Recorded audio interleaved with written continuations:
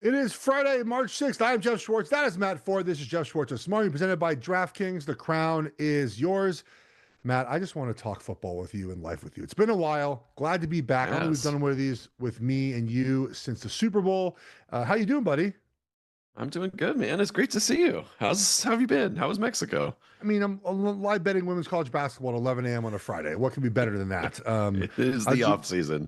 we did joke about this. I mean, it's a moneymaker, dude. I make so much money in women's college basketball. It's just, I don't know why it is, but it's the way life is. But we're not here to talk about women's college basketball. We're here to talk about football, Matt. And next week, the league year starts, which means we have NFL free agency, which means a lot of players are going to pay a lot of money. But it also means the week leading up to it, which is now after the combine, right? The combine happens. This week is a lot of transactions, right? It is teams trying to show up their salary cap. So players are being released. And that also means players are being traded.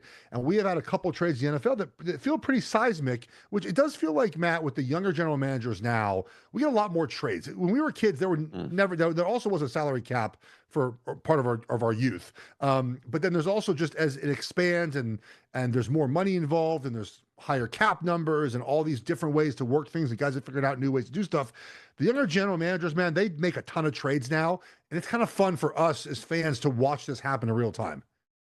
Yeah, it's something that we see a lot in the NBA, for instance. We don't see it that often in the NFL, and now all of a sudden, this time of year, I realized the other day that I think this time of year is my second favorite time of year from like the start of the season is so fun because everybody's got hope and everything's so crazy. The Raiders beat the Patriots in week one, right? But this part of the calendar is just so crazy. Like every time you think about what's going to happen next, like there's already some news update. Like 1 second before we started the show, there's news about Geno Smith. So yeah, it's the trades are fun. Why don't we start there, including a big trade from your team, the Kansas City Chiefs. They sent one of the best corners in the league to the Rams for the 29th overall pick and a couple of others, including a third rounds next year. Surprising, I think, that the Chiefs would send this guy Yeah. out the door. Not super surprising that the Rams would trade a first round pick for a corner. They've done it before. But yeah, thoughts on this Yeah. move and what it means for the Chiefs. So it's been interesting because the Chiefs have had some philosophies under Andy Reid. A couple of them are they don't pay many guards and centers. So they've been here since 2013. They paid Larry Duvernay Tardif, who was the guard from Canada, but they got him at a really cheap value. They paid Creed Humphrey and Trey Smith. Those are the three interior offensive linemen they've paid in what 12 years now, Matt. They just don't pay interior offensive linemen. The other thing they do, they don't pay secondary players. They don't play corners. They don't pay the guys they've drafted and developed. I think Eric Berry is the last guy they've signed to a long-term extension in the secondary. And I think there's a couple reasons for that. One is that, the pass rush tends to be more important than cornerback play. And we figured that out now in the NFL. You got to have a pass rush first and a corner second or secondary, second. And then also Steve Spagnuolo, the Merritt, the secondary coach, they continue to develop these secondary pieces, Matt, each and every year. And so they don't feel like they have to re-sign a Trent McDuffie. They'll develop the players they have on the roster and they'll use the draft picks to go get more secondary players. So those two things combined, I think, are the reasons why they have been so willing to pay these secondary players. And they got a haul, man. They got the first round pick this year. They got a fifth round pick and a sixth round pick, which they needed. They needed more draft capital for the season, and they got a third round pick next season. It's not a bad place to be if you're Kansas City. If you didn't want Trent McDuffie long term, this is not a bad move to make. And so I thought it was a win for them and a win for the Rams, who need a secondary piece, who have a good roster outside the secondary. And this will help them, I think, advance where they want to be. Remember, when they played Seattle last year, they couldn't get any stops. Like it was a problem of theirs. And late in games last season, they couldn't get stops on defense. And so McDuffie helps them with that problem. Yeah, I like it for the Rams a lot. It's interesting. The Chiefs now, this is Sneed, McDuffie, and Marcus Peters that they Yeah. all sort of, develop these guys and then let them walk out. They clearly have a philosophy about just the value of corners. And it's a little different. I mean, like, I don't know. I feel like corners are one of those premium positions across the league. And then the Chiefs are sort of like, yeah, no, we can just find another one. It's fine. Which I think is kind of interesting. I thought that, I mean, there was a take. I'm curious what you thought of this. Like, there were some people saying that this is a sign that maybe the Chiefs are trying to reload a little bit, and maybe if this is the year Mahomes isn't quite right at the beginning of the season, maybe they want to get some more picks, look ahead a little bit, not rebuild obviously because it's the Chiefs, but do you think that that's a possibility that that's what this could mean, or do you think that's an overreaction? I think the Chiefs are always looking for ways to continue to build the roster. I don't think they're going to be one of those teams that sort of like rebuilds on the fly. Um, excuse me, rebuilds just by tearing everything. They're going to rebuild on the fly, right? Look, Jake Glazer reported yesterday that Mahomes, like they expect him back week one. Which I think that feels an early timeline. Now maybe he's one of those guys like Adrian Peterson, just a freak show, who's just going to come back as soon as he can, right? Like he just breaks all the rules of rehab and recovery to get back on time, Matt. But if they think he's going to be back, right? So that means that your offense gets Mahomes back. They let go Jawan Taylor. They have a good offensive line still. They got to figure out some wide receiver help, in my opinion, and running back. Those got to figure out. Kelsey appears to come back, I think. Appears he's coming back now. You got to get a pass rusher. I mean, there's a lot of needs they have, but now you have pick 9, 29, and 40.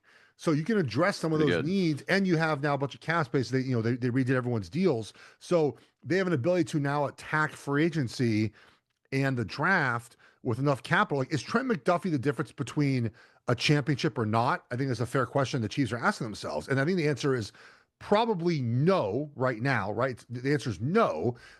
So let's get ourselves some more players because, look, I think I subscribe to the idea that like the the the sum of the parts is better than maybe a couple superstars, right? And they've had these couple superstars. Didn't work last year for many reasons. But we need, dude. Their running back room is worse than some colleges right now. They need better running backs. They need their best wide receiver potentially suspended again this season. Their second best Yeah. is 185 pounds. He gets hurt all the time. Like they need better players on the roster, and they weren't one Trent McDuffie away from winning a championship, right? And Yeah. so if you are able to sort of, okay, hey man, we get one. Let's say that pick 29 and one of the later round picks end up being starters for you. Probably, and you save the salary on Trent McDuffie. That's probably a win. Yeah. Yeah, I mean the Rams might be a Trent McDuffie away, interestingly, from a Super Bowl. But that's why But I think yeah, this works out very well for both parties. yeah, I read somebody said the other day, it might have been Barnwell. It's like a trade in the NFL should happen when both teams can't say no. And I feel like that's one of those situations here where the Rams have another first round pick still, thanks to Atlanta, a better one. And for the Chiefs, they probably weren't going to pay Trent McDuffie. They're going to have to replace him this year, which might be a little bit difficult, but they've done it before. But I think nice move for the Rams. I remember just watching after the Rams lost to Seattle, everyone did that like screenshot of their like PFF mock draft, and it was just like 8 corners. So I think for them, like this is obviously like a great step in the right direction. I think a smart move for them. You get like a top guy at the position for a late first, and you have another one. So I don't know. You think the Rams are the DraftKings Super Bowl favorite? I like it. Um, Yeah, I do too. I think it makes sense. it makes a lot of sense. For that to be the case. Look, they were close last year, but see, like the thing that I think is, and we're going to talk more about free agency here in a few minutes, but um, they lose less than Seattle's potentially going to lose, right?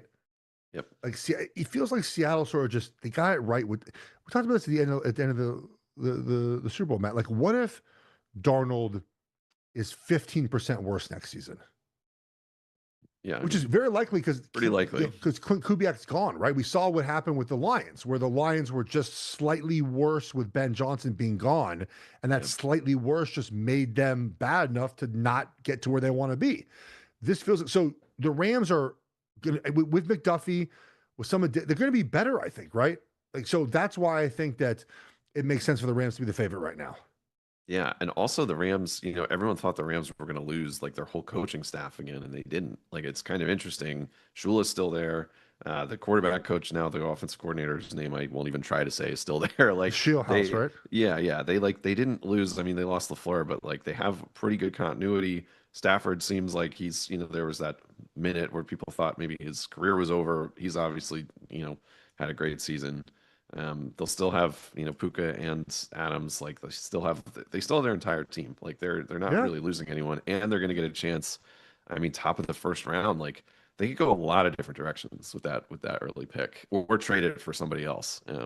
So I think it's a very worthy for today. They are a worthy Super Bowl favorite, and a nice move for both sides. I think this one, it's two smart teams trading a really good player, so it makes sense. The next trade was the one that I definitely want to dig into. The Bears sent, shout out my Maryland Terp, DJ Moore, and a late pick to the Bills for a second round pick, 60th in the drafts.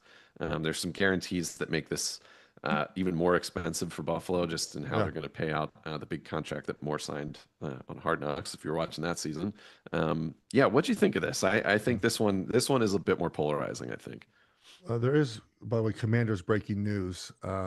Jake Moody's being re-signed. Congratulations for that. Great. Is it- I was like, please say Laramie Tunsil. All right, Jake Moody. Fair enough. um, okay, so do you know who has the second highest paid wide receiver room in the NFL now? If you say Buffalo, I'm gonna facepalm myself. Buffalo. God. Yeah. Ugh. Yeah. With Not great, with the right? sum total of Khalil Shakir, DJ Moore, who else? Keon Coleman. I mean, I don't even know who else. Brandon Cooks. Who else are they Um, paying? uh, I mean, that's it, I think. That's not They're great. 4 million below Cincinnati, who has like an all pro and a pro bowler. And Dallas, Yeah, who has a same thing, right? All pro and a pro bowler, right? yeah. The Chiefs, by the Josh way, so Palmer. the Bengals spend $63.5 million on their wide receiver room. The Chiefs are 32nd in the NFL. Guess what they pay their wide receivers? They have Rice and Worthy on rookie And contracts. and So Brown, right? yeah, and Brown. So probably I don't know, $10 million, something like Yeah, that. 9.9. Yeah, Wow, it's a pretty good that's guess by me yeah. there. They're going to have Pretty to do pretty something impressed with there, I myself. think. But Yeah. look, this feels like how do you say it? Like you're bad chasing worse. Like it feels like like you're trying to you have a bad wide receiver room. You're trying to chase improvements, but you might have made it worse because of the contract. Like it doesn't feel like they're one highly paid DJ Moore away from getting to where they need to be. Because look, the knocks on DJ Moore are the efforts, right?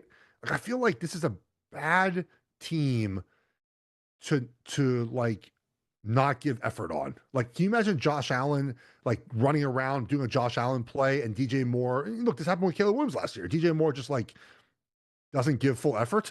like, Yeah. so I think I get it in a sense they need some speed and they need something, right? You need to feel good about some sort of downfield production capability.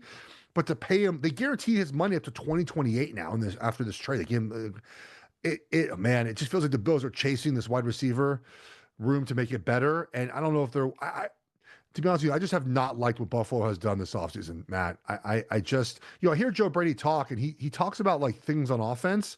I'm like, bro, you were the coordinator last year. Yeah. Like Right.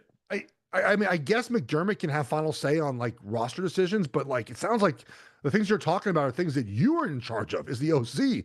Like I just have not liked the Bills vibes, Matt, at all. Um, maybe I'm wrong on this eventually, but I they're they're going to be an early fade team, I think, for this season.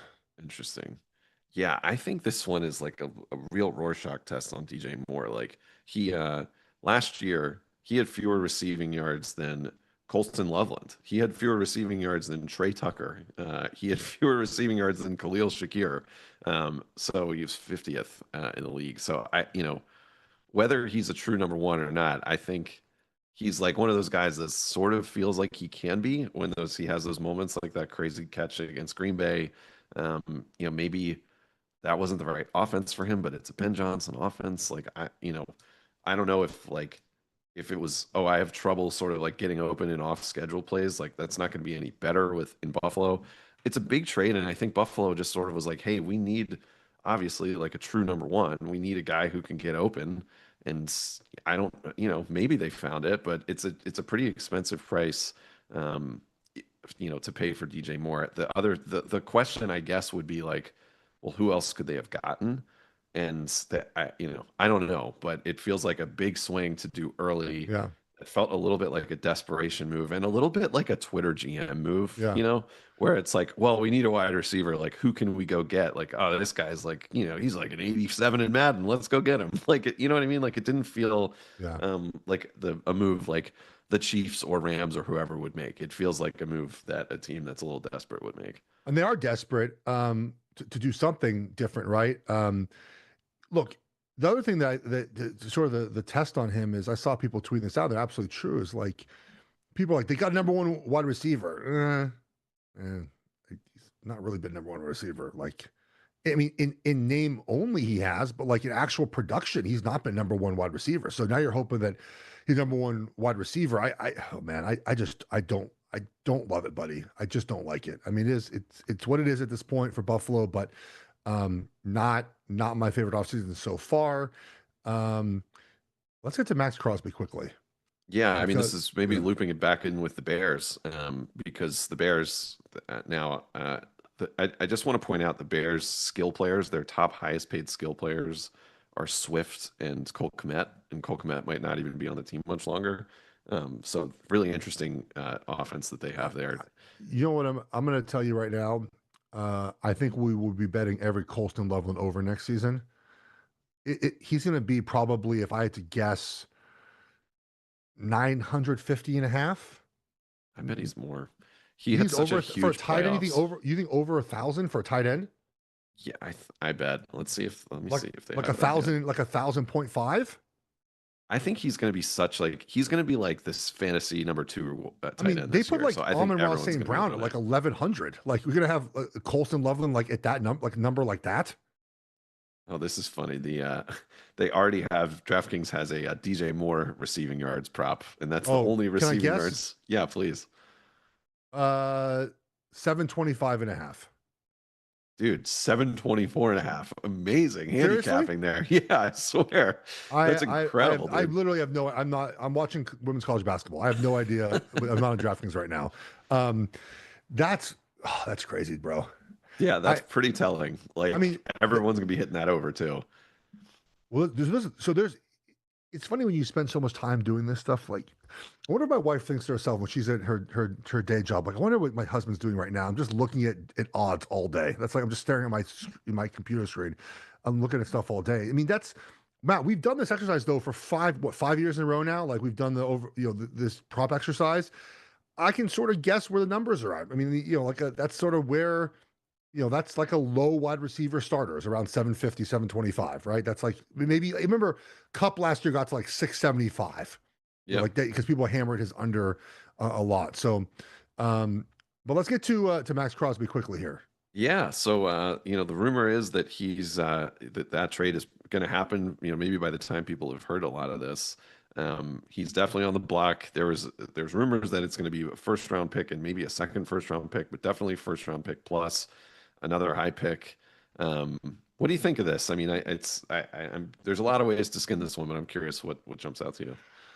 Look, I so I originally thought when they hired Kubiak and just sort of the general thought is that like you would want to keep like Max Crosby in the building, right? Because of his Yep. passion, his desire to win, his work ethic, like those are great things to have. But the more I thought about it, the more I do think if there's a lot of holes on this roster in Vegas, if you get it first or multiple first for Max Crosby, you have to do it, right? You have to do it. Now, I agree. I do think though that probably in the NBA to do it no matter what. I mean, you got to get the best you can, but it feels like he doesn't want to be there much longer. He wants to win, obviously, right? He would like to win. He wants to win. Okay. So that's important to him.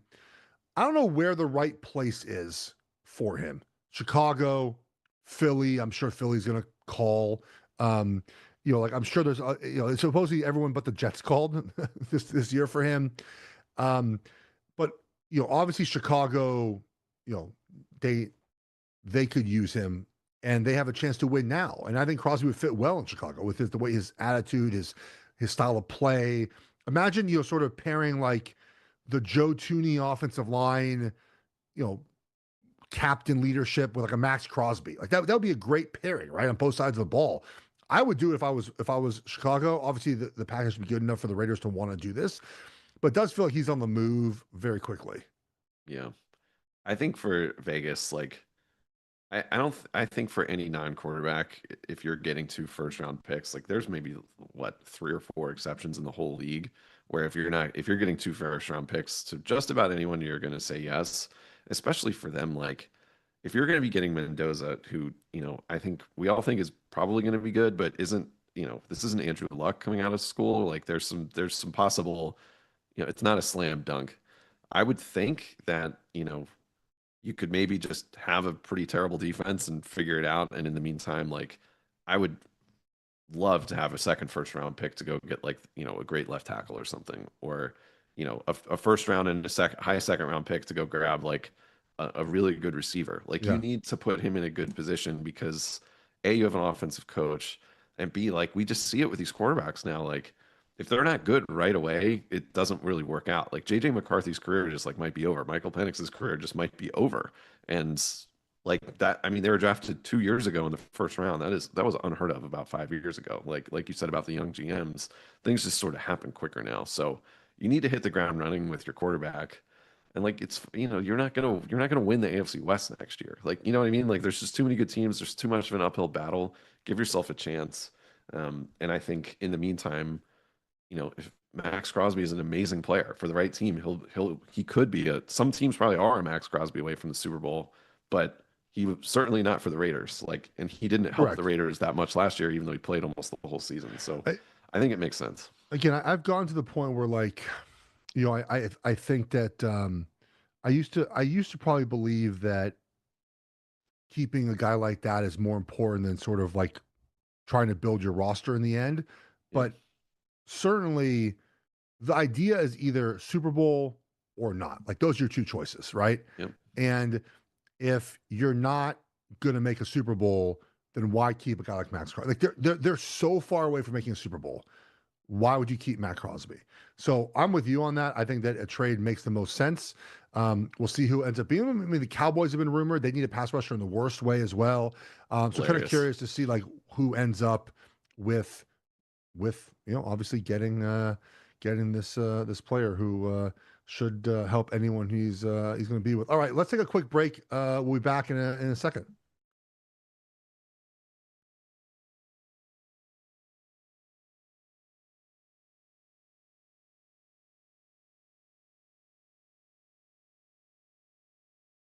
All right, Matt, we're back here. We're going to talk about offensive line for a few minutes here. There's a Twitter beef, some offensive line signings as well, National Football League. Do you want to start with the Twitter beef? Or you want to start with Tyler Biadasz signing with the Chargers? I want to start. Well, those are two really awesome ideas for how to start a segment. Let's start with the Twitter beef, and I do want to This- get to Geno and Kyler in a yeah. little bit too. So there really is no Twitter beef. Okay, this is what happened. So, um, a college offensive line coach. There's a video posted of a drill he was doing, and it was a completely useless drill. It made no sense whatsoever. And so a bunch of us on offensive line Twitter were like, I don't get the point of this drill, right? Like there's not a lot of practice time anymore, Matt.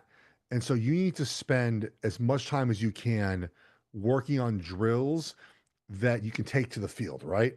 And this drill was nothing like that. So a bunch of us were like, my brother, me, my buddy Duke, like a bunch of us was like, what's the point of this drill? It wasn't just us three, but a bunch of former NFL players. So like, what's the point of this drill?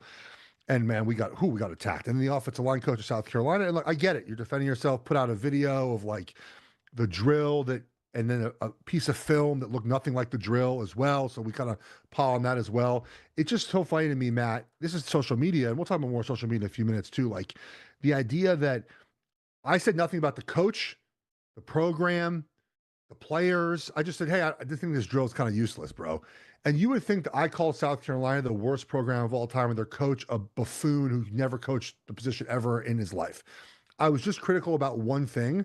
And it, it I just it always amazes me, and it shouldn't. I've been on social media so long now to see the backlash to something that feels like not even that bad of a criticism. I just think this drill is kind of useless, man. Don't really understand it.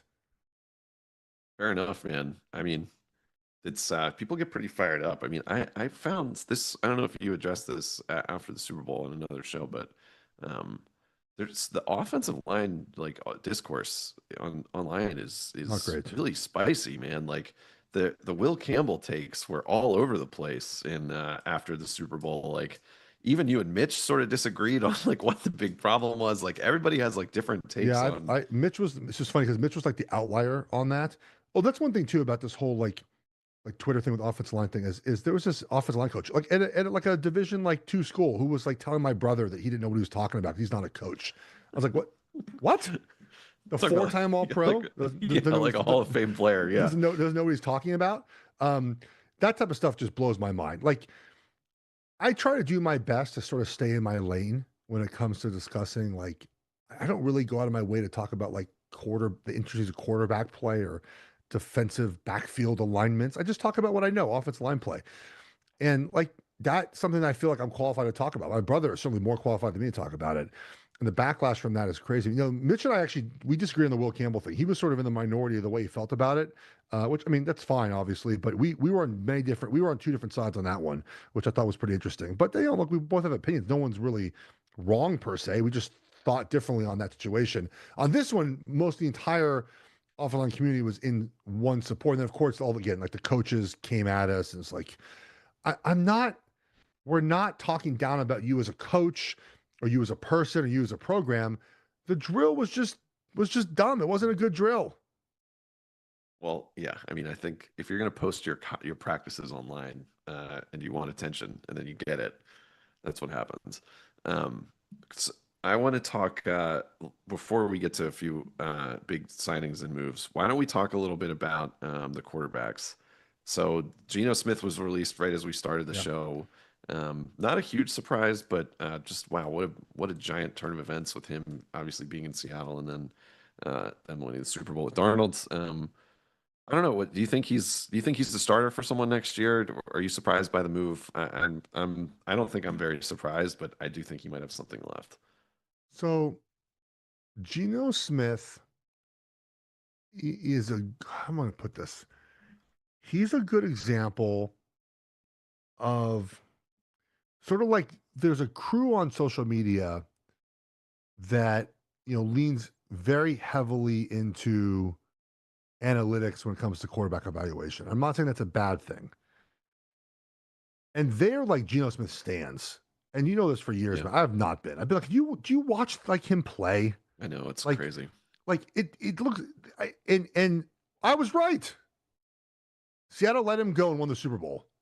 And the Raiders had the number one pick in the draft. Yep. Like it was always this thing where like Geno Smith is a top 10 of what? Of what? Yeah. And I feel vindicated with my Geno Smith takes. I just never bought it, man. It never made any sense to me the way people talked about Geno. I didn't get it, and we're doing this draft. The draft stuff's happening now with like Ty Simpson and Mendoza, and people are like, but Ty Simpson, man, his film like through 10 games is better. I'm like, I watch my eyeballs, man. I don't. I guess we watch different stuff, different games. So I just think that I feel very vindicated in my Geno Smith takes. I just never bought this like the hype from the sort of the crowd that looks at really a lot of the numbers and maybe not so much of the film. Every year at this, as part of the cycle of the quarterbacks, there's, and once in a while they work out like Darnold. But there's always this like that chunk of like a, maybe bottom half of the starters, like top 30 quarterbacks that get shuffled around. Like Aaron Rodgers last year, Darnold, we thought, he ended up obviously way overperforming expectations. This year, Daniel Jones, right? He was another one. He's going to be, he's sort of in that mix this year. There's nothing more depressing to me than the fan base, and because I've been there, where you're like, yeah, Kyler Murray, let's do it. Like Geno Smith, you know what? Like, let's go for it. Let's see what we could do with Geno Smith. Like, it is just the saddest thing about the NFL offseason every year because, like, there aren't that many good ones, right? Like, if you've got one of these top 10, top 15 quarterbacks, you feel pretty good. and then the rest of it, like you're chasing and you have to pay so much money.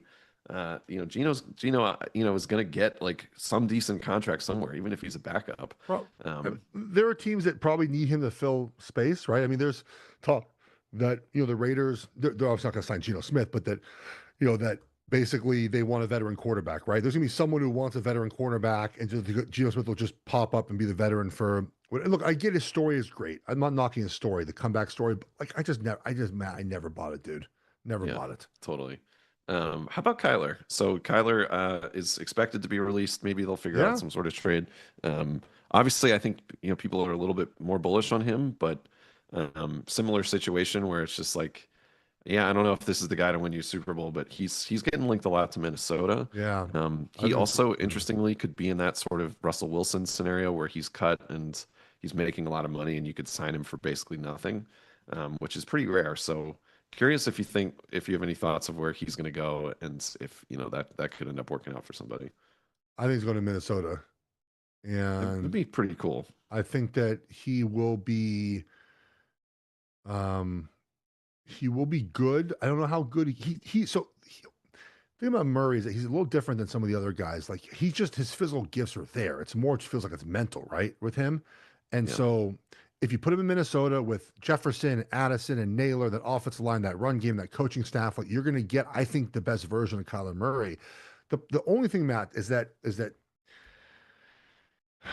JJ McCarthy has started 6 games. Okay, he might be the worst quarterback in the NFL. We just don't know. If you sign Kyler Murray, you're giving up on McCarthy, which is yep, fine, but that's what you're signaling, right? Which again, your prerogative, and maybe he's that bad, but he never got a chance, which is fine. Again, you're not guaranteed a chance, but you are a top 10 pick, or was it 11 or 12, something like that, right? He's never got a chance because you're not signing Kyler Murray to be the backup, right? You're signing to be the starting quarterback. And so is that you just give it up? Okay. I mean, again, nothing inherently wrong with that, but giving up on that guy probably and that's why the GM got fired, I guess. I mean, it's just like, I guess that's why yeah, he got fired. yeah. I know, and I mean that it's funny. The other team that I would be very intrigued to see him go to potentially would be a team in a very similar spot, which would be Atlanta. Like, I feel like there are a couple teams where it's like, yeah, you know what, Kyler might be good enough for them, especially in like a weird division like that where he could go and make some kind of run. Similar situation with Penix, who's Yeah. another ACL injury. He's turning 26 this year. New GM, like new coach, could be one of those situations where it could make sense. I think Kyler is like I think Kyler might be a really good coach away from having a much different career. He's just never really had that chance, with Kingsbury and Gannon. Like he's never really been put in a spot where it can all work out.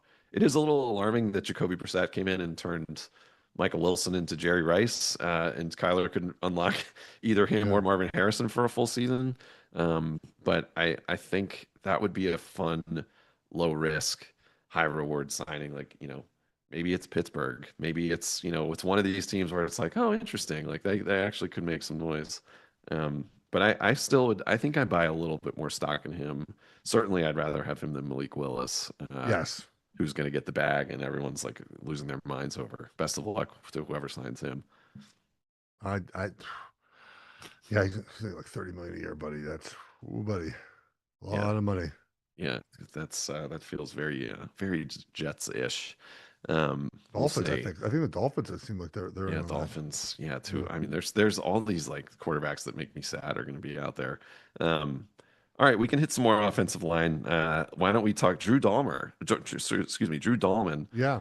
retired at 27. He was a huge free agent signing for the Bears last year.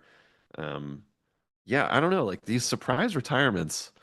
They feel like they're I don't know. I never know what to say when they happen. Like you just sort of think like, man, I hope he's all right, but also like good for you. Like made 14 million bucks last year. Like go enjoy that, I Yeah. guess. But I don't know if like It, what's the right response to this?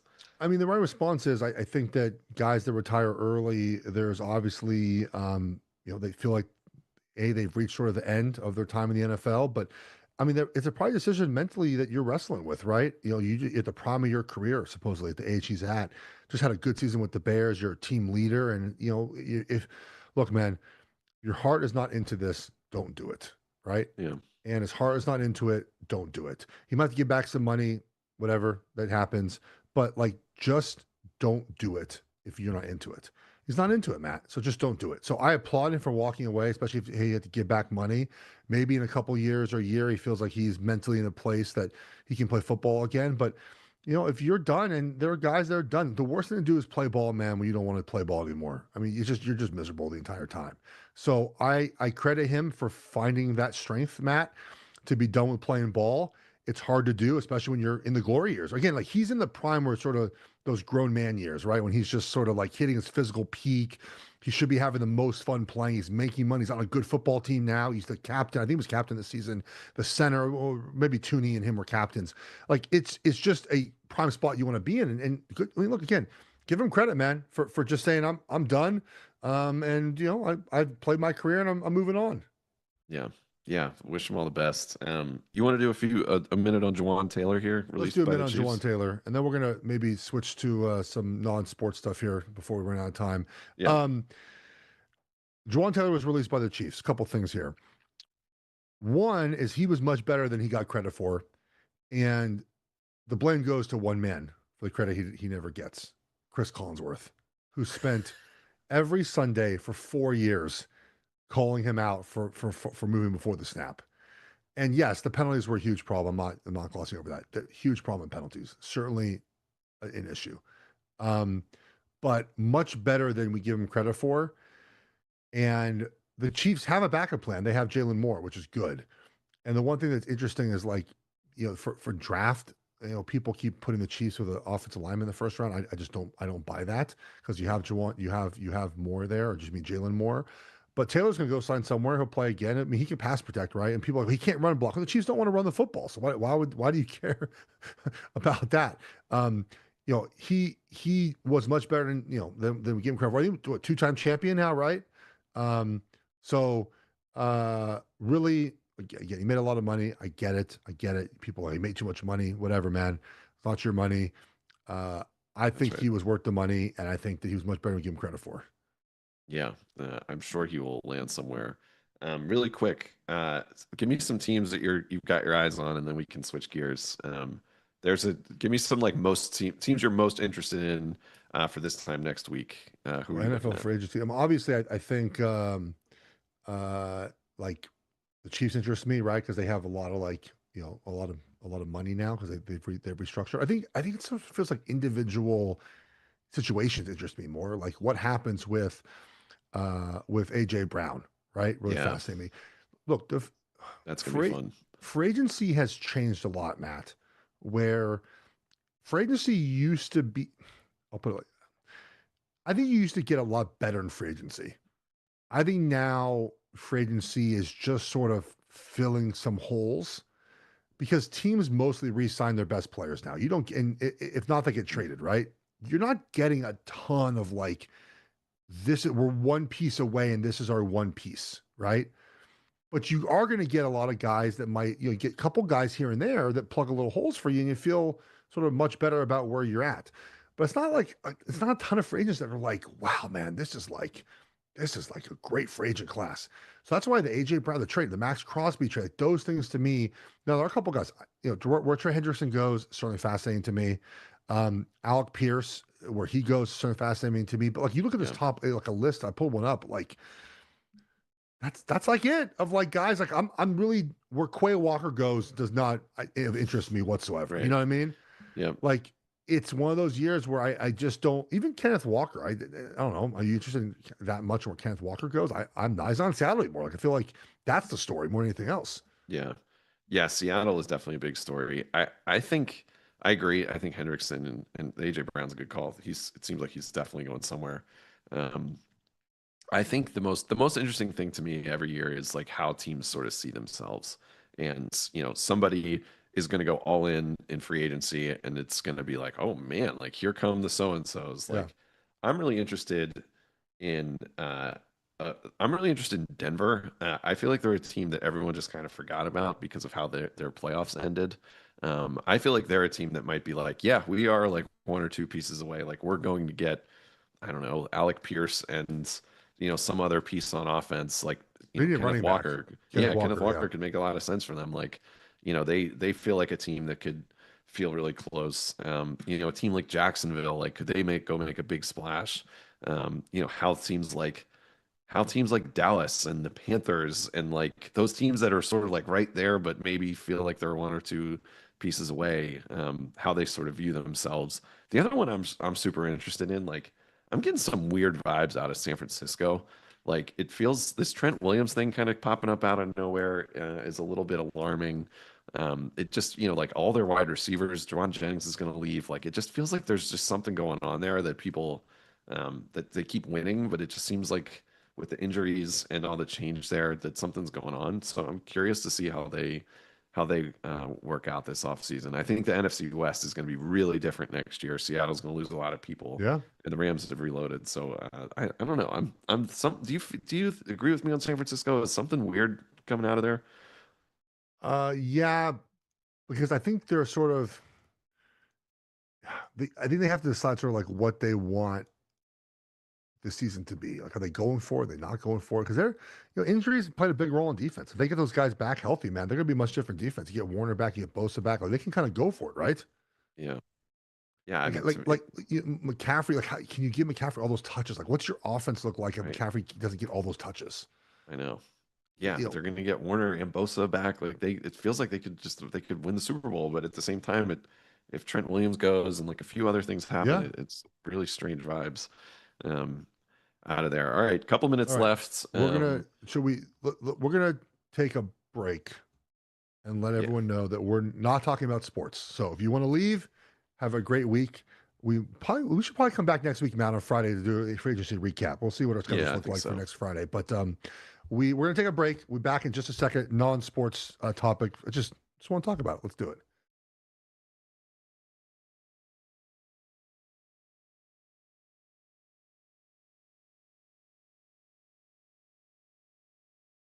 All right, Matt, we're back. I spent a lot of time on social media, probably too much time on social media, and it's become the worst to follow any news whatsoever, man. And we're in a time now when there's a lot of things happening right now. And I'm on right now. Like what we have ruined any way to follow any sort of breaking news in this country because we can't figure out how to do social media correctly. And we've made so many changes now that it's very frustrating as someone who's trying to follow world news to follow it on social media. And of course, like this goes to my argument I had earlier with like people in offensive line stuff. It's like, gee, guys, calm the fuck. It's becoming like I know you're more off social media now, even though you've been more Not political really than ever compared to you, before. maybe. Yeah, But man, it is super frustrating, dude. yeah. I just feel like it's just so easy to just get your shots off, but you know, I don't know. There's value in like just taking a beat and speaking up when you feel like there's something to say. And I've sort of changed my course here because I just feel like everyone's too afraid to say anything. And Yeah. like it is okay to say things. And it's if you're saying it with good intent and a little bit of thought behind it, like I do think we shouldn't be in a world where it's like it's just inappropriate to say anything ever. So yeah, every once in a while I'll say something. I get pretty hot about AI these days. I'm But glad you said that because the amount of AI videos that I've seen out of the Middle East, Matt, make it impossible to follow what's actually happening. yeah, And because of the AI videos that we get fed all the time, I think it desensitizes us to actual things that we get fed that are real. And I just, I just, now my kids are on social media, thankfully, but like I'm 39, well, I'm 39. I've seen a lot of things. And I've watched the videos of things getting shot down and things getting blown up. And it's typically like, far away, like is someone really there or not? You can your imagination kind of shield you maybe from knowing there was a person on the other side of that. mhm, But an official video put out by our government blowing up an unarmed vessel, I don't like it, man. Like I feel like that those are things that we've desensitized ourselves to because of all the AI videos. Like you watch, is it real? Is it not real? And then all of a sudden, our government puts out a video of us shooting down, blowing up, whatever word you want to use, torpedoing, whatever verb makes sense to you, adjective, whatever the word it is. Like of what I just don't know if that's what social media should be used for, Matt. Like I don't think that's the proper use of social media. Like Yeah. gleefully showing our country. I'm talking about America, not from other countries. Maybe that's a different podcast to have. Our country, like openly celebrating people getting killed. Yeah, it's I think that's like one of those lines that doesn't really feel like a big one to jump over. You know, I don't think that's a super hot take, buddy. I Oh, I think don't think that's it's a hot take, but just like no, I no, don't talk about it very much. But I don't talk no, about it very I much. think But it's I like, think people need to say these kinds of things in like, you know, when they get the chance to, because I agree. I think it's a terrible message to send to the next generation of people, the rest of the world. And that's, you know, that doesn't represent, I think, how most Americans just want to go through their day. Um, but you know, I guess if the alternative is showing a guy working out in a sauna wearing blue jeans, then you know, then that's if those are your two choices, you know, there's not a lot of great options. again, my kids are on social media like that, but like I couldn't imagine them opening up a social media, and seeing an official government, um, you know, entity putting out videos of us sinking ships and blowing people up. Like that feels like if you want to search that out, there are accounts that you can find that on, right? There are certainly accounts you can find that on. If you want to see that, like you can do that. But like the official government stuff, man, like the gleefulness with we're killing people. Again, look, war is what it is, man. We're adults here. We know what's happening, but it just feels so gleeful, man. It's gross, dude. Yeah. I think there's just, you know, when we consume all of our news, it's sort of independently. There's not, you know, most people aren't watching or reading the same thing. It's these custom algorithms that are designed to keep us hooked to the thing that we're reading them on. Like everything just feels so like separate, you know, like this is a real thing. Like there's Americans and non-Americans who have already died in this war. Like I don't know. Sometimes the phone just. I have a theory about Tesla drivers that because the Tesla feels like you're playing a video game. Like you've got the screen. Like it's sort of different. It doesn't feel like a real car. The people drive worse than Teslas because it feels a little bit make believe. I kind of feel like that's what happens with our phones and social media. It's like you just see all this stuff and it feels like, oh, like this is just like something I'm watching online. Like it's not a real thing. It's like, no, this is real. Like this stuff is happening. Um, Well, but the that's the good thing news is, man, it's because like you see all the AI stuff, right? So it doesn't feel real a lot of the times, right? Because you're like, oh, this is yeah, clearly AI, and then all of a sudden something pops up that is real, and you're like, no, yeah, that's a real video. It just I don't know the AI thing. I don't know what to do about it, man. I mean, it's not good, man. But look, it's only 7% of the country is on Twitter. So oh, I all the know. stuff that we see and just warps our brains like most of the world isn't seeing. As the kids say, we should touch grass once in a while. And you know, It's 80 there's degrees here in lots. Charlotte. I'm about to touch grass right now. I'm going to lunch outside. I think we're sitting outside. I was like, not in the sun though. Just outside's fine. No, I don't need sun on my back or my face when I'm eating a sizzling hot fajita. We're gonna eat some Mexican food right now. So, I love that. all right, Go that's enjoy it. our non-sports segment. Just want to get it off my chest. Just need to say Yeah, something about social media. It's starting to frustrate me a little bit. Like it just, me and too, buddy. I feel like again, like I could tweet this stuff out, but who's listening? Like it just feels like then you get the accounts that are gonna go after you. It's just like not even worth it. So do it on my podcast. You can leave a comment if you'd like. I'll read them. But we'll be back next week with a free agency recap, buddy. Have a good weekend. You We'll too. talk to you next week. See you, buddy.